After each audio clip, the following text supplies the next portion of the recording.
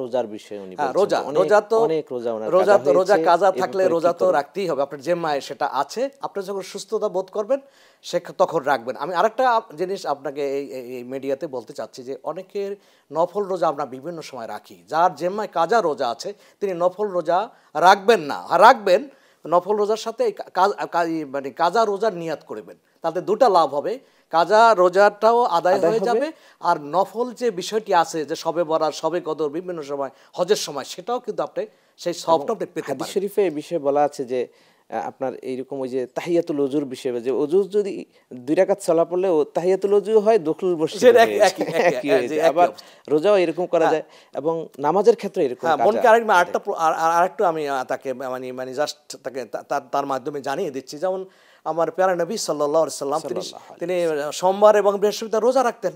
আমাদের সমাজে অনেকে রাখতেছেন, বোন সেটাও আপনি ফলো করতে পারেন। আপনি যদি সুস্থ থাকেন তাহলে ওই যে কাজা রোজা, ওটা আপনার ওই সওয়াবটাও পাবেন। ওই হুজুর সাল্লাল্লাহু আলাইহি সাল্লাম যে 2 দিন রোজা রাখতেন সেই সওয়াবটাও নফলের পাবেন, আর আপনার কাজা রোজা মাইনাস হতে থাকবে।